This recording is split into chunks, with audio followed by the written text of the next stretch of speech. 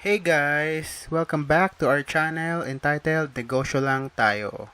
So today, meron na naman tayong bagong topic na i-discuss. Okay? So before that, I just want to thank our 682 subscribers. Yan. Maraming salamat sa mga sumusuporta at sa mga palaging nakikinig ng ating podcast kada episode na ina-upload natin. Yeah. So, maraming salamat sa inyo at sa mga nakikinig ngayon na hindi pa nakasubscribe.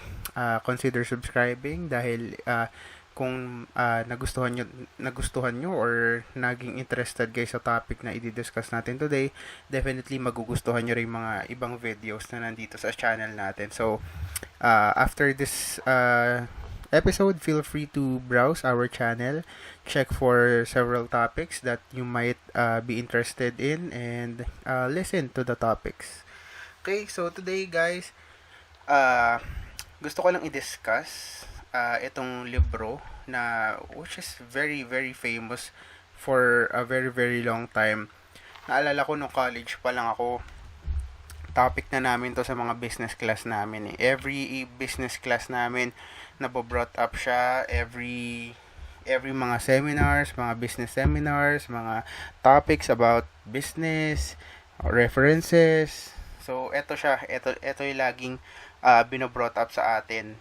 Okay? So maybe you're familiar with it. For those who are not, I'm talking about Rich Dad Poor Dad by Robert Kiyosaki. So basically 20 years na siya. Okay? 20 years na siya nung na-publish. So 20 years old na tong libro na to. So but it's still relevant until now eh. Kaya nga up to now nasa mga bookstore pa rin siya, nasa mga ginagamit pa rin siya sa school, ginagamit pa rin siya ang references sa school. So kasi very timely siya at hindi siya parang yung concept kasi dito ni Robert Kiyosaki is very timeless talaga, na kahit anong generation, kahit anong timeline ng kung nasaan man tayo ngayon ay siya very applicable. Okay, so basically hindi natin i-discuss in a detailed manner yung libro dahil sobrang daming konsepto nito eh. So I suggest na kung gusto niyo talaga ng isang book na makakatulong sa inyo, makapagbigay ng concepts, mga lectures, mga tips sa buhay, sa business, sa pagiging empleyado, basahin nyo siya. Okay? But basically, for today, kukuha lang tayo ng 4 na importanteng konsepto or principles na nakuha natin sa pagbabasa ng Rich Dad Poor Dad. Okay? So, ang title ng episode na to ay Paano mo madedevelop ang pagiging business-minded. Okay? So, ayan, out of so many principles na nasa libro, 4 lang kinuha natin kasi gusto ko lang talaga mag-focus in terms of pagkakaroon ng business mentality, 'di ba? Kasi tayong mga Pilipino, after talaga natin gumraduate, mentality natin is to look for a job, 'di ba? So dati for older generation, syempre gusto nila talaga magkaroon ng stable na work, 'di ba? After magkaroon ng stable na work, mag-ipon. After makapag-ipon, makapag-asawa na, makapag-settle, tapos retire. Tapos na. For the younger generation naman ngayon is napansin ko lalong-lalo na sa mga sa mga medyo sa mga fresh grad pa lang, sa mga bata pa talagang generation ngayon. They are really, I think they are clueless of what they really want in life, no? Kasi ang common talaga ngayon sa mga sa mga naglilipat-lipat ng trabaho is yung mga talaga mga younger generation talaga. Kasi they are really seeking of their passion which is a good sign as well kasi syempre they don't want to settle down They don't want to settle for something that they are not happy about. So I think that's a good thing as well. Maganda din naman 'yun.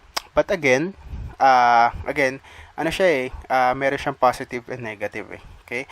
For older generations, meron din positive and negative ang pagkakaroon ng ng parang okay, settled na ako sa work na to, ayoko na umalis, dito na ako for 20, 30, 40 years. of my life spend ko na dito. Again, there are positive things about it and there are negative things about it. Okay? So, yun ang gusto nating i-discuss today, na parang gusto natin i-drawing yung fine line between the negative and positive side of pagiging employee and pagiging businessman. Okay? So, mag-start na tayo. Okay. So, for number 1, most people, of course, tayo, we work for money. Okay? But for others, for the rich people, based on the book again of Robert Kiyosaki, rich people have money work for them. Okay? So, what does that mean? Ano bang ibig sabihin na, okay, yung pera yung nagtatrabaho para sa akin, hindi ako yung nagtatrabaho sa pera. Okay? So, pwede ba yun? Posible ba yun? Well, at first, if, syempre, siguro kung pinanganak kang mayaman, pinanganak ka na mayaman yung parents mo, possible yun, di ba? But if you're not, definitely, at the start of your life, after you graduate, you really need to work for the money. Di ba? You really need to work for the money. Kailangan mong maghanap ng permanent job, ng maayos na trabaho na makakapagbigay ng maayos na sweldo sa'yo. After nun, makapag-ipon. After makapag-ipon, then, yung savings mo, let them work for you. Diba? Let the money work for you. How? How does the money work for you? Invest. Diba? Yun kasi yung difference ng ng mga business-minded versus sa mga talaga sa mga people who are driven, who are focused on being an employee. 'Di ba na, of course, hindi naman natin masisisi. Syempre, it's our sense of security to have our savings na andyan lang, ayaw natin galawin. That's fine. 'Di ba? But if you really want to level up, if you really want to be successful for the next 20 years, 30 years of your life, and yung ayaw mo talaga na magtatrabaho ka lang para sa isang tao for the rest of your life, you really need to invest. Okay? So, how does the money work for you? You invest, 'di ba?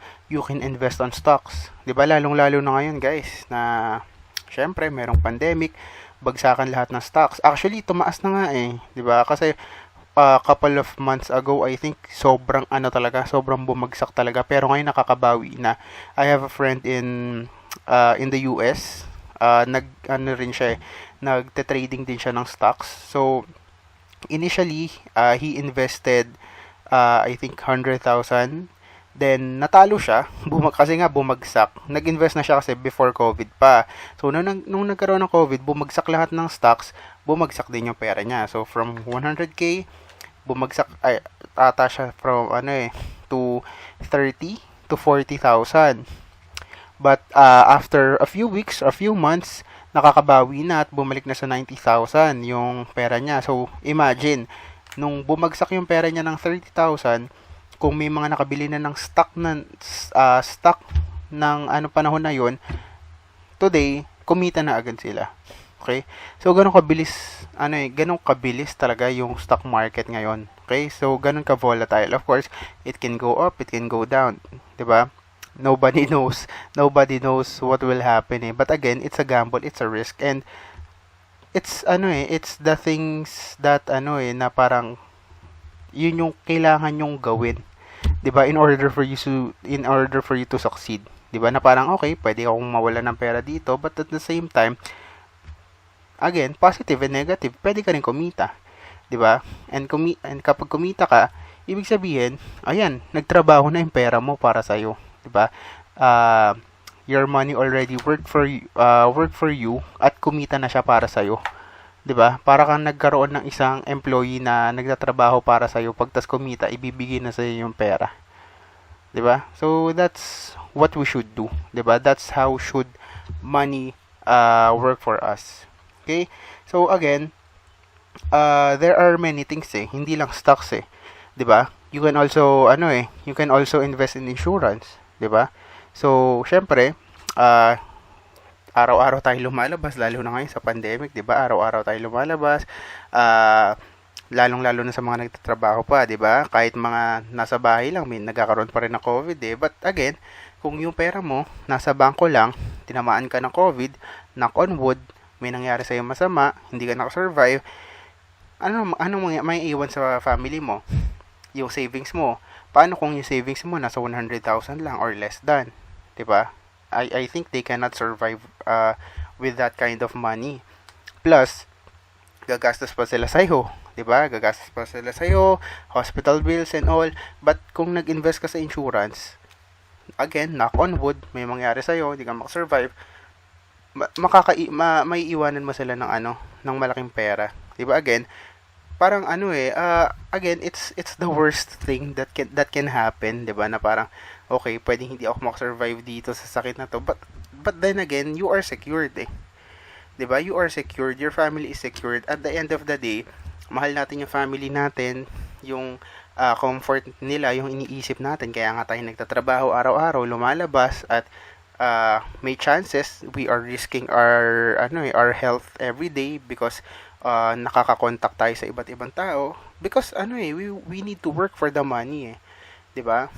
And at the end of the day, comfort nga ng family natin yung goal natin. Okay? And again, in order for us to secure that, we need to invest our money, 'di ba? Yung savings natin, we need to invest that, 'di ba? Again, for stocks, for insurance, madami pa eh, 'di ba?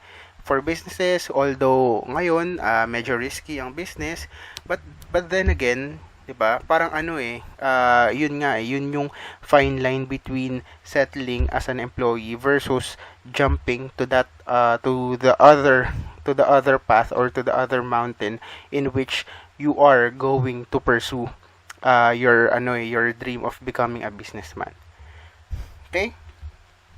So, let's proceed to number 2. Number 2, it's not how much money you make that matters. It's how much money you keep. Okay? So, ito very confusing. Okay? So, ba't kanina sabi mo, magsisave ka ng money? 'Di ba? I mean, parang, okay, wag ka mag-save ng money, invest mo. Have your money work for you. But ngayon, sinasabi mo naman, what matters is how much money you keep. Okay? So, again, guys, ganito.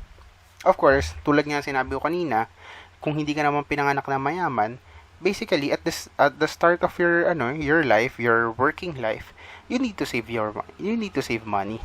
'Di ba? Paano magtatrabaho ang pera para sa iyo kung wala kang pera?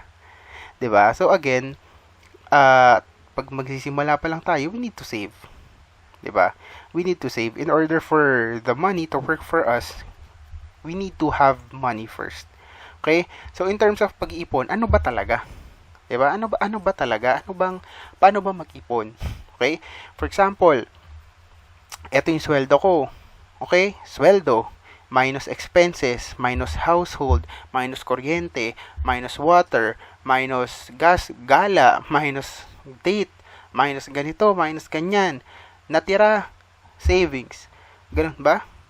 Ganun ba mag-ipon? Guys, sa mga nakikinig ngayon na ganun sila klaseng mag-ipon, guys, I'm telling you, mali agad yan. 'Di ba na parang, bakit yung savings yung nag-a-adjust para sa'yo? 'Di ba? Doon sa mga expenses na sinabi ko, ano-ano ba mga pwede mong eliminate? Dates? Yes, I think, 'di ba? Magtipid muna kayo. Next, gala. Gagala ka pa ba ngayong may COVID? 'Di ba? So save your money. Imbis na gumala ka, imbis na risking yourself, parang umaalis ka na nga araw-araw eh, 'di ba? Parang nagtatrabaho ka na, lumalabas ka na araw-araw, risking yourself, then you're gonna be gagala ka pa and additional risk yung sa sarili mo, 'di ba? Imbes na gumala ka, again, save your money na lang. 'Di ba? Ano pa? Buying a new phone, buying a new laptop, buying a new tablet, buying a new camera. Necessary ba 'yun? 'Di ba? You need to question yourself. You need to ask yourself, what is your priority? 'Di ba? What do you really want to become? 'Di ba? Ikaw ba? Parang tatanungin mo sarili mo, gusto ko ba talagang mag-employee habang buhay? Ganito na lang ba ako habang buhay? Ito na lang ba yung gagawin ko habang buhay? Guys, kasi minsan, of course, again, we are not, hindi natin dinadown yung mga employees na, of course, loyal sila sa company, loyal sila sa ganyan. Again, it's their cup of tea eh. 'Di ba? It's their cup of tea. It's their, it's their passion. Some of us really want to thrive on the corporate side of the world, 'di ba? But of course, some of us, or a large percentage of us, doesn't want to work forever for other people. Okay? So what I am focusing on is those people who doesn't want to work forever for other people. 'Di ba? Yun ang focus natin eh. Yun ang niche natin. Yun ang gusto sila yung gusto natin makausap. And a very large percentage of those who doesn't want to work for their bosses, napapaisip sila na parang, paano nga ba? 'Di ba? May mga ganun tao kasi na parang gusto kong mag-business pero hindi ko alam kung paano. Gusto kong mag-business pero parang imposible. 'Di ba?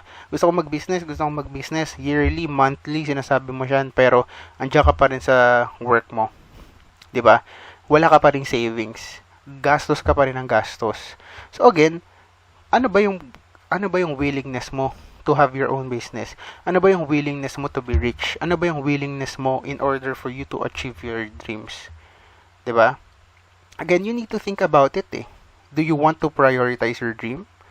Or you just want to enjoy right now? 'Di ba? Kasi may mga ganun guys eh. Although di natin masisisi kasi nga nagsisilabasan yung mga YOLO, yung mga 'di ba na parang travel now, experience is good, 'di ba? We need to make more memories, we need to photograph every experiences that we do here in our lives, and that's good, 'di ba? That's a life worth living. But again, there are different types of people, 'di ba? There are people who are parang it's okay to spend large money every month just to, climb mountains, just to go to the beaches, 'di ba? And there are also people who doesn't go outside, doesn't spend any money, still using their beaten up iPhone 5 or 6 plus na phones, and also using their old laptops, but at the same time has so much money in their bank account and they are just waiting for the right time to invest. Okay? So, kayo, choose what do you want to be. 'Di ba? Piliin mo yung ano ba talagang maging gusto mo. Ano ba talaga yung gusto mong maging. 'Di ba? Do you want to travel now? 'Di ba? Spend all your money now, just enjoy now and don't think about the future, don't think about tomorrow, next week, next month, and just, park your dream of being a businessman, of becoming something that you really want to be, and something that you really dreamt of. 'Di ba? Yun ba yung gusto nyo? And kung yun ang gusto nyo, again, it's not a bad thing. 'Di ba? It's all about timing eh. 'Di ba? It's all about timing. If right now you want to enjoy, fine. Do it on your own pace. 'Di ba? It's good. 'Di ba? No one's pressuring you eh. No one's pressuring you. It's just a matter of life choices. And there are people who chose that life na okay, enjoy muna. And again, there are people who are choosing to suffer now and enjoy later. 'Di ba na parang okay, etong office mate ko, grabe. Kada taon nagpapalit ng cellphone. Etong office mate ko, grabe, kada 2 months gumagala. 'Di ba? Habang ikaw, bahay ka lang, ipon, tipid, 'di ba? After 2 years, 3 years, makapag-franchise ka na, makakapagtayo ka ng sarili mong business, and after managing your business and becoming successful, makakapag-expand ka na. After mo mag-expand, makakapag-chillax ka na, 'di ba? You are chilling on different countries, but you are earning kasi nga your money is working for you na, which babalik tayo dun sa number 1 na sinabi natin na principle na let your money work for you. 'Di ba? Magkakaduktong siya eh. 'Di ba? Yung number 1, let your money work for you. Number 2, save money. Kasi magkakaduktong siya eh. After you save money, you invest your money. And when your money is already working for you, you chill. 'Di ba? And you just start, kabig na lang tayo ng kabig nun eh. 'Di ba? Then that's business. Again, it's life choices eh. Napakarami na sanang mga negosyante ngayon eh, to be honest. But again, they are prioritizing different things. 'Di ba? Na they want to travel first, 'di ba? And it's okay.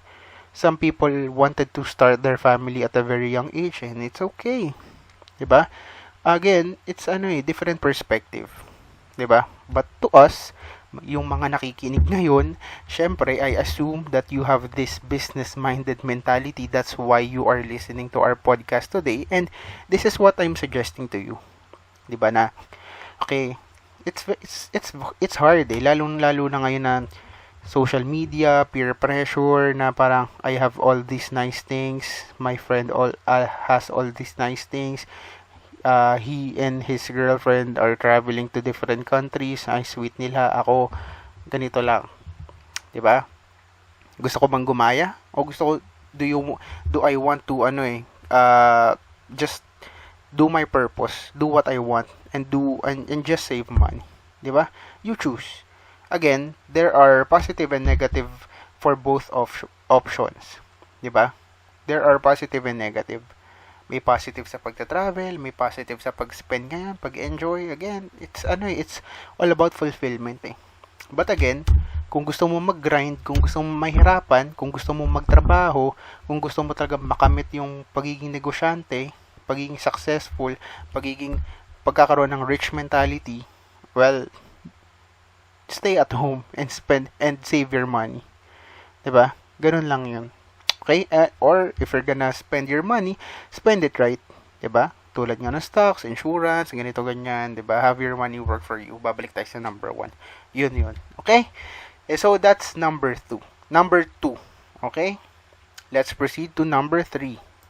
Okay, ito naman. Actually, kaduktong din to ng number 2 eh. Tulad nga na sinabi ko, magkakaduktong siya eh. 'Di ba? So for number 3, rich people acquire assets, not liabilities, which they think they are assets. Okay, ano ba ibig sabihin nito? Guys, ano bang mga pinagsasabi ko dito na magkakaduktong? Okay, basically what I'm trying to say is, syempre, tulad nga ngayon, 'di ba? Social media, ganito ganyan. Ano bang iPhone gamit mo? Ano bang Samsung gamit mo? Kada taon may Samsung, nape-pressure ka gumaya, nape-pressure ka sa ganyan. Well, is that asset? At the end of the day, think about it. Asset ba 'yun? Kasi guys, sobrang daming mga maling mentality ngayon thinking about asset. Number 1, cars. 'Di ba? I think majority of you kung I think if you're very analyzing everything, alam natin na cars are not asset. 'Di ba? Hindi asset ang car. It's a liability. 'Di ba? We just need cars for us to make our lives easier in terms of commuting, 'di ba? In terms of traveling, in terms of carrying stuff, 'di ba? In terms of convenience, those are the things that a car does for us. But is it an asset? Hell no. It is never an asset. It will never be an asset. Okay? Unless of course may exemption naman to every rule, unless if sobrang limited edition yan na mag-appreciate siya for the next 10 years, 20 years, which is probably kung may ganong klase kang mabibiling sasakyan, definitely mayaman ka na. hindi mo na kailangan makinig dito, 'di ba? But what I'm trying to say is, for us normal people who are buying Toyotas, Hondas, Mazdas, Ford, I'm talking to you guys na, okay, nakakainggit si boss bumili ng Fortuner.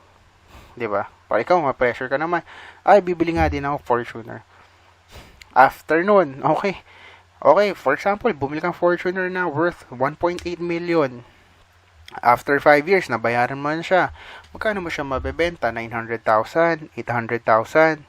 I doubt makukuha mo kung magkano yung binayad mo, and I highly doubt na makukuha mo more than what you paid.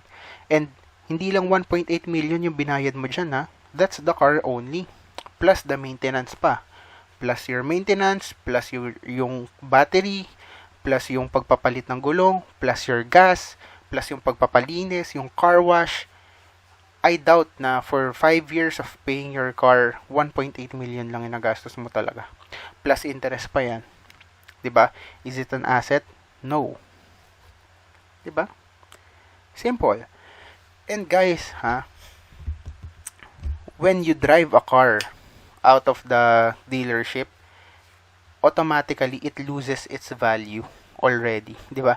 For example, oh sir, eto na kotse mo. Okay, pwede mo na siyang drive paalis dito. Pagka-drive mo diyan palabas, post mo agad 'yan sa Facebook, mabebenta mo 'yan ng 1.8? No. 100% no. 'Di ba? Kung siguro kung pagka binili mo siya after 2 hours, after 1 hour, pinost mo agad sa FB Market, 1.8 may bibili niyan? No. Because second hand na agad ang label dyan eh. Kahit sabihin mo, good as new, good as brand new, 1 hour ko palang ginamit, 1 hour lang sinakyan, may plastic pa, keme, di ba? Again, basically, it loses its value already. Second hand na ang label dyan. Pwede mo na agad yun siguro presyohan ng 1.7, 1.6, 1.5, ganun na lang yan. 'Di ba? So, is it a good investment? No, kaya nga laging sinasabi ng mga rich people sa atin na buy things, 'di ba?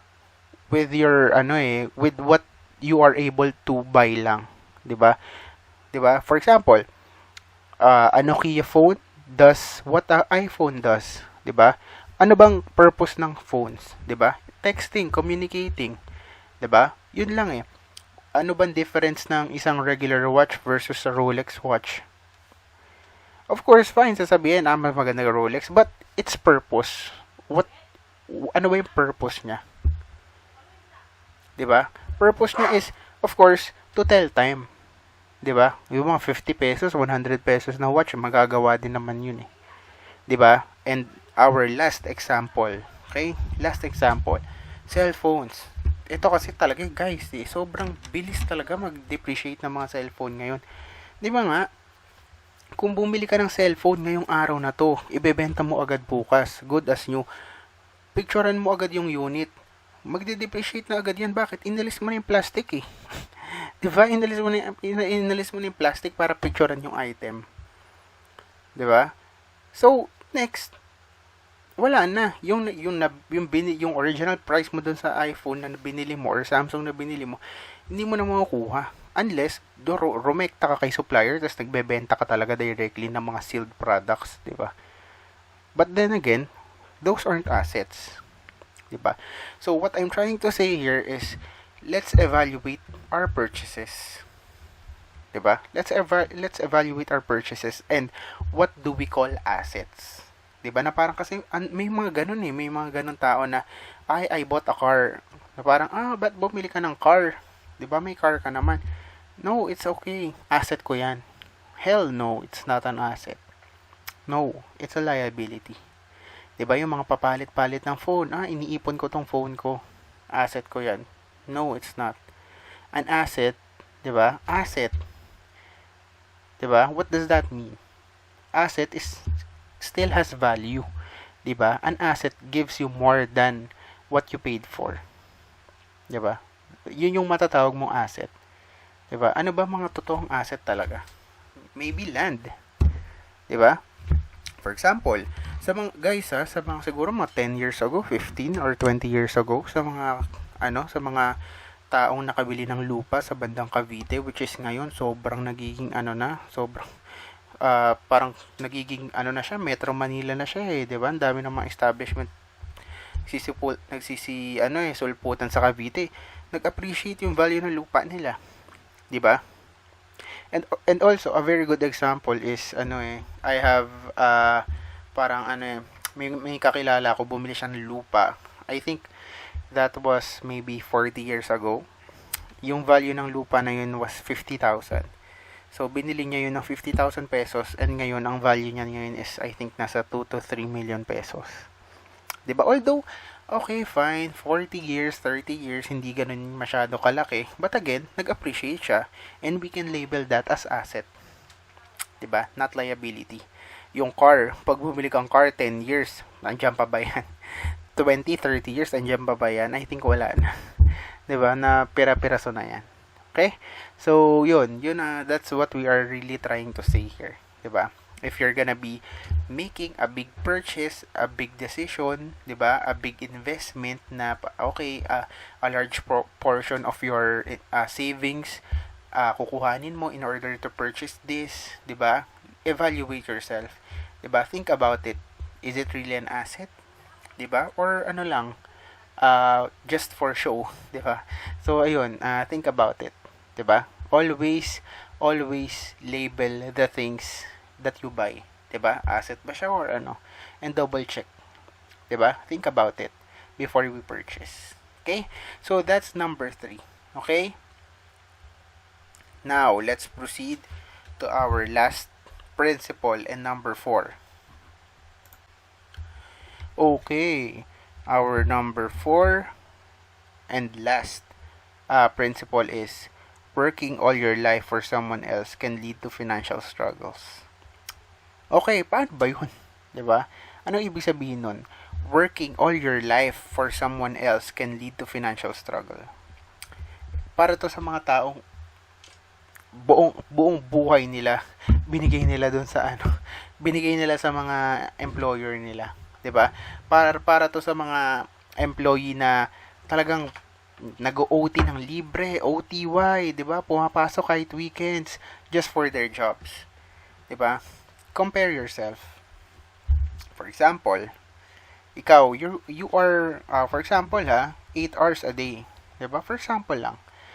Minsan hindi pa kasama OT diyan, that's just a regular working hour. 'Di ba? 8 hours a day. 5 days a week. So 8 times 5 is 40 hours a week. Okay? That's 40 hours a week. Okay? That's a regular employee. 'Di ba? That's a regular employee. But compare yourself to other jobs, 'di ba?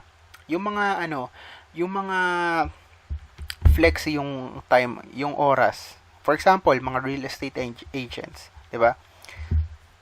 Minsan may mga real estate agents na lumalabas lang for 2 hours a day.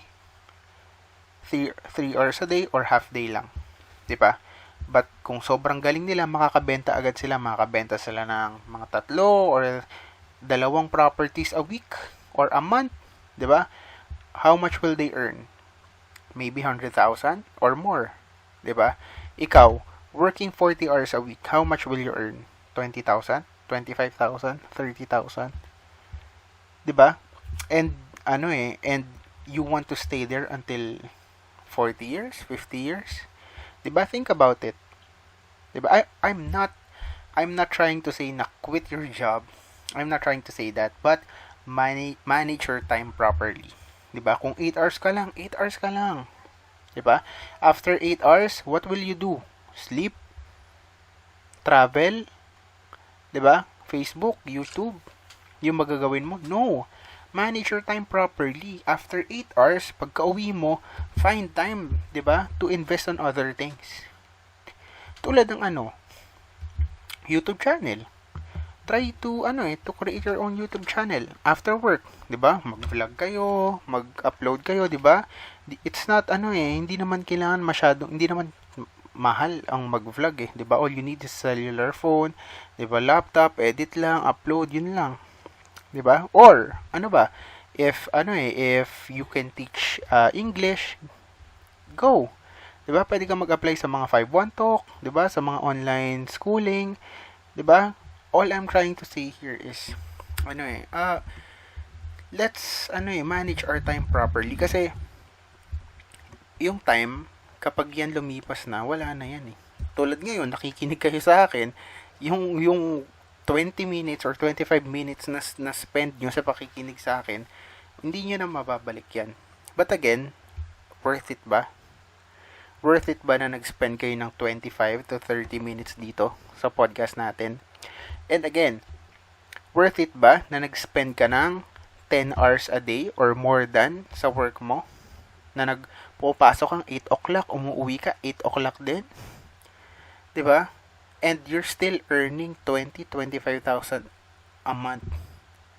Expecting to be promoted for after 6 months, after a year? 'Di ba?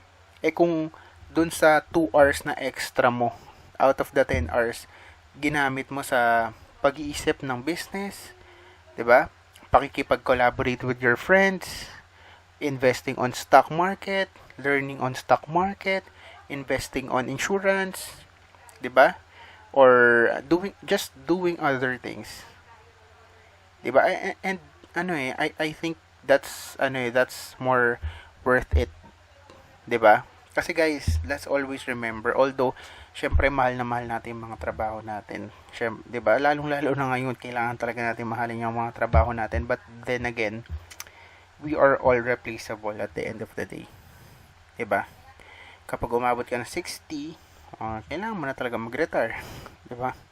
Kakalimutan ka na ni company, mag-hire na sila ng bago sa'yo. Or, kung nakagawa ka ng major mistake, tatanggalin ka ni company, wala tayong magagawa doon. But then again, masakit yun para sa atin. Diba? We are spending 11 hours, 10 hours a day, 60 hours a week, 50 hours a week here in our job. And with one mistake, mapapangit yung tingin sa atin, papangit yung ganyan. Diba? Evaluate. Diba? Let's ponder everything. Diba?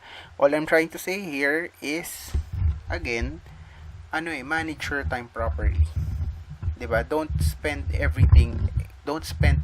all of your life on a job, 'di ba? On a job.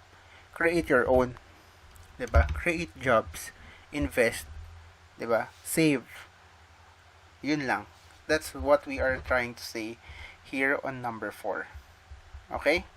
Again, those are the most important things that I took from Rich Dad Poor Dad. 'Di ba? Kasi yung Rich Dad Poor Dad talaga siya eh. Again, merong rich dad, merong poor dad. 'Di ba? Yung poor dad siya eh. Kasi marami sa mga hindi familiar ha. Kwento ko lang saglit lang, mabilis lang. Yung poor dad, sila yung save ng save ng save ng save. Okay? So, marami silang savings yan. Yung poor dad. Poor dad, lagi niyang sinasabi sa anak niya na, you need to work. You need to save your money. Diba? You need to keep your money on the bank. Yan ang poor dad. Ang rich dad, invest. Diba? Mag-invest ka. Kahit ganito lang yung pera mo, invest. Start your own business. Diba? They are not really, basically, hindi siya mahirap, hindi siya mayaman. Ang rich dad, poor dad, they are talking about the mentalities of different fathers. 'Di ba? Na yung tatay ko kahit 20,000 lang yung pera namin, gusto niya i-invest ko sa negosyo.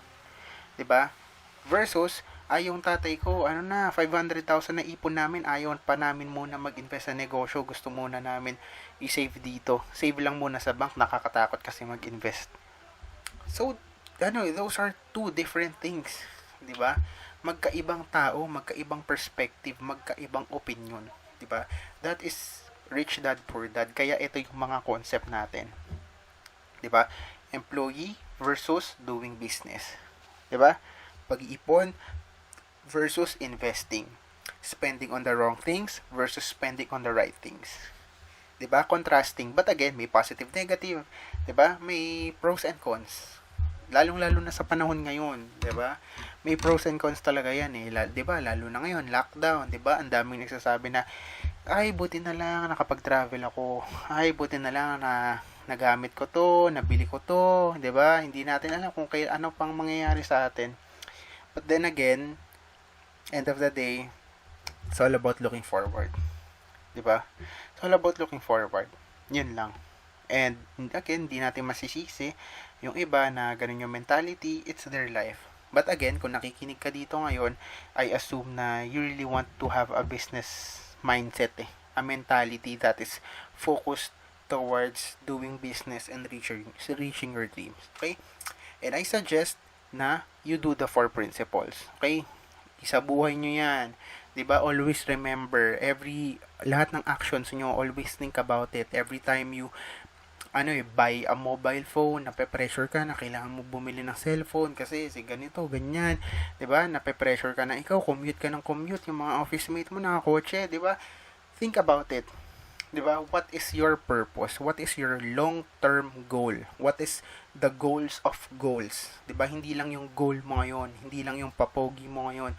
What is your goal? Goal, goal, goal. 'Di ba? Hindi lang objective. Objective are short terms only. Short terms lang ang objective. Pero ang goal, yan yung big, yan yung target, yan yung NBA championship. 'Di ba? Yan yung NFL trophy. That's our goal. To be successful. 'Di ba? Hindi yung to just iPhone 11 ako, 'di ba? May coach ako ngayon. Those are just ngayon lang 'yan, 'di ba? Temporary lang 'yan. We are focused towards the future. Building, 'di ba? Ang building hindi ginagawa ng isang araw 'yan, 'di ba? Ginagawa 'yan per step, per week, per day, per month, per year, minsan per year, 'di ba? Inuunti-unti yan hanggang tumaas, ng tumaas, ng tumaas, ng tumaas. Hindi yan instant na bibili ka na lang ng building na nakatayo na. 'Di ba? Same with our lives. 'Di ba? You need to build, you need to save, 'di ba? Take one step at a time, 'di ba? So ganun siya. Okay? So guys, I really recommend you to read this book again, Rich Dad Poor Dad by Robert Kiyosaki. Napakarami pa. Yung diniscuss natin ngayon, parang ilang page lang ng libro na to. There are so many things to learn from this guy and from this book. Okay? So I highly suggest na bilhin nyo siya. Hindi ito sponsored, guys. I just really want to share my knowledge and what I've learned and what are my takeaways here in this book. Okay, again, it's Rich Dad Poor Dad by Robert Kiyosaki. Mabibili nyo siya sa National Bookstore, 315 pesos lang, and I guarantee you guys, worth it yung 315 pesos nyo dito. Kasi yung iba dito hindi natuturo sa school. 'Di ba? Lalong-lalo na sa mga school na hindi ginagamit yung libro na yan.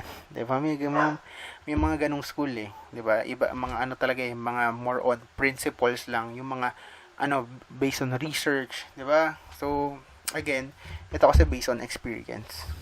'Di ba? Okay, so ayun, thank you for listening, guys. So maraming salamat sa mga nakinig ngayon, sa mga bumisita, bumalik, at sa mga bagong dating dito sa channel natin. Thank you so much. Kung umabot kayo hanggang dito sa dulo ng ating podcast, mag-subscribe na kayo. Okay, so thank you so much. Di ko napapatagalin pa. Maraming salamat, guys, sa lahat ng mga nag-subscribe. Thank you so much sa mga hindi pa subscribe na kayo. Support our channel. Tuloy-tuloy yung mga magagandang content natin. Okay, sa mga may oras pa dyan, sa mga may mga gusto pang manood ng additional videos, marami pa dito sa channel natin. Browse lang kayo, check lang. Ingat kayo palagi, guys. God bless. See you on our next podcast.